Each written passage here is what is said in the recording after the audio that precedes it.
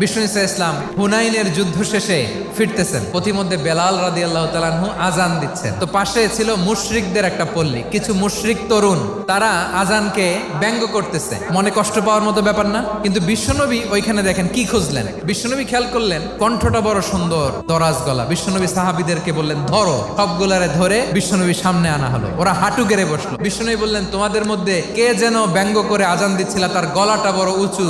আবু মাহজুরা বলে আমার বন্ধুরা সবাই আমার দিকে আঙ্গুল দেখায়। আবু মাহজুরার মাথায় হাত দিয়ে বললেন এবার আজান দাও দেখি। আবু মাহজুরা বলে আমি তো আজান দিতে জানি না। বিশ্বনবী বললেন তাহলে আসো আমি তোমারে শিখাই দেই। বিশ্বনবী একটা বাক্য পরে, আবু মাহজুরা পরে, বিশ্বনবী পরে, আবু মাহজুরা পরে। আবু মাহজুরা বলে এক একটা বাক্য পড়ি আমার কলিজাটা গলে ঠান্ডা হয়ে যায়। বিশ্বনবীর সাথে দাঁড়িয়ে উনি শাহাদা পড়ে মুসলমান হয়ে গেলেন। বিষ্ণু ঈসা ইসলাম বললেন যাও আবু মাহজুরা, আমি তোমাকে পৃথিবীর শ্রেষ্ঠতম মসজিদ মক্কার মসজিদুল হারামের মুয়াজ্জিন হিসেবে অ্যাপয়েন্ট করে দিলাম।